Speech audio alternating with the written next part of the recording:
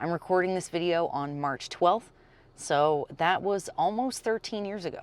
I worked the 12-step program. I studied that book like my life depended on it, because it did. What I got was a lesson and a training in how to show up to life with dignity and grace, even in the midst of chaos.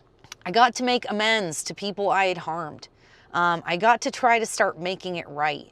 And most importantly, what I learned is that in order for me to stay sober, I have to give away the gift that I had been given in order to have the freedom from self that is required if you want to recover from an ism.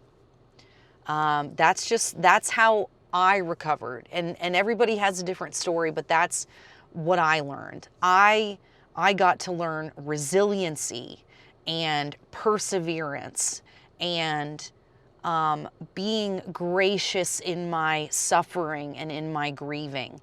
And there is nothing that I could have asked for better in my life to set me up for maximum flourishing. I mean, I got everything. I learned how to forgive people. I learned how to forgive myself. And in my continued relationship with my Creator, I really learn where my value comes from. And I learn where the value of my brothers and sisters come from. And I mean everyone all of my neighbors.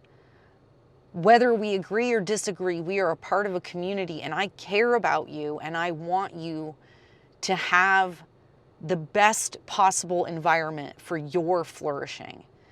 After getting sober, I moved to Texas to help take care of my mom, who was sick at the time, and helped her get back on her feet. There, I met my husband, Benjamin, and really got to see a different part of the country and a different way of living, a different culture. We have family that are in Border Patrol. We see the humanitarian crisis on the border, had seen it long before Donald Trump ran for president in 2016, and seeing what happens in border communities. I just learned that there's no one-size-fits-all solution to any problem.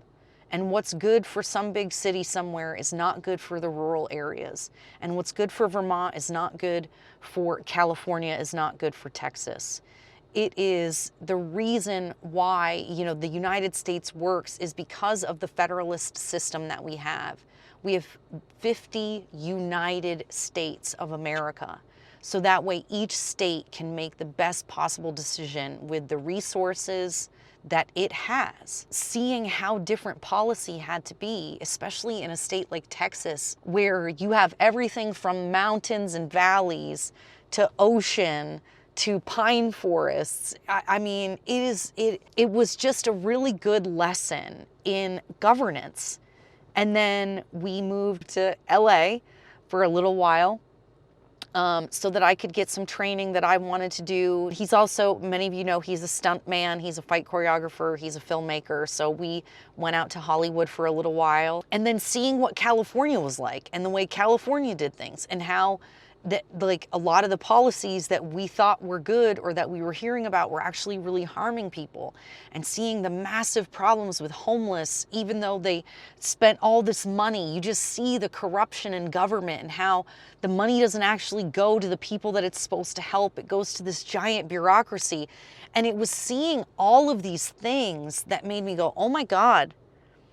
Like that was what turned me into a small government conservative. We really got to see the difference in governance between a conservative state where we were business owners, both of us owned our own business, to moving to a place like California with gross receipts tax, which means like they tax you on your income or your revenue, not your net income. So you might take in, say, $100,000, but if you have $50,000 in expenses, in every other state, well, not every other state, but most other places, you're only taxed on the $50,000 in net income.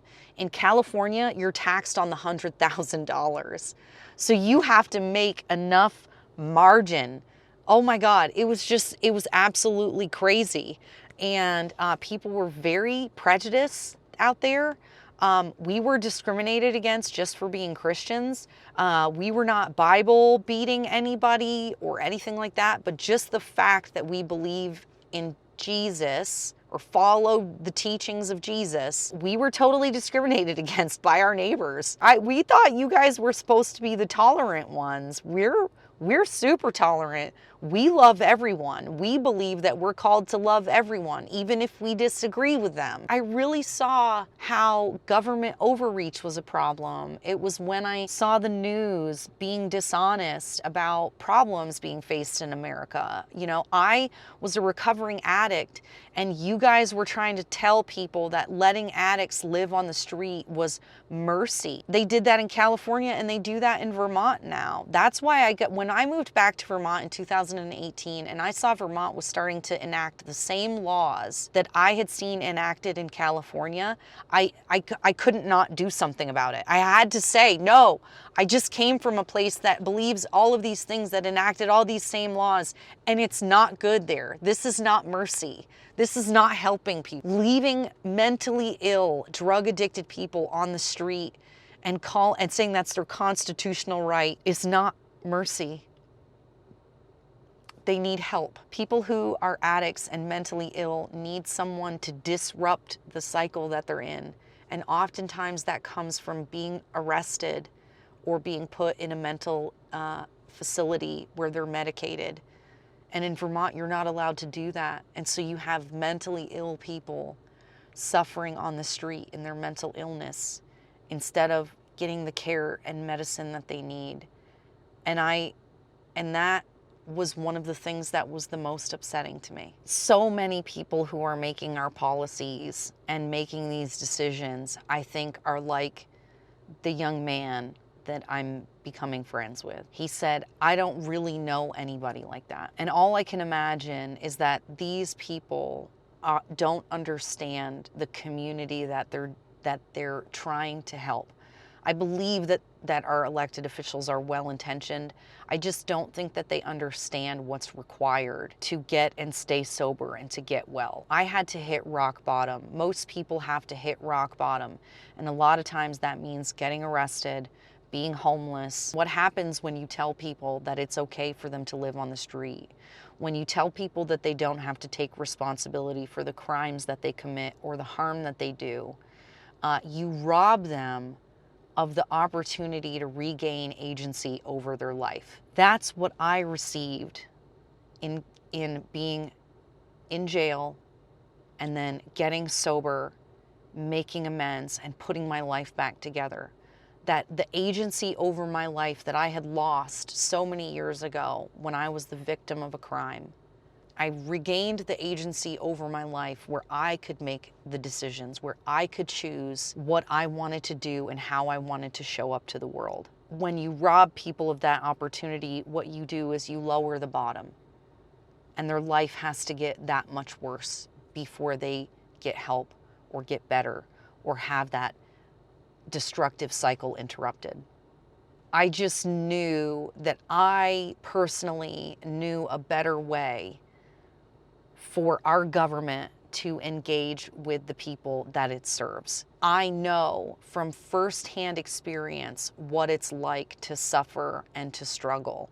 So the reason I believe the things that I believe, the reason I'm a conservative, is because of my life experiences. It's not because I'm heartless or uncaring. Somehow Republicans, you guys, we just do a really bad job of conveying to people why we believe what we believe and why our way is more compassionate.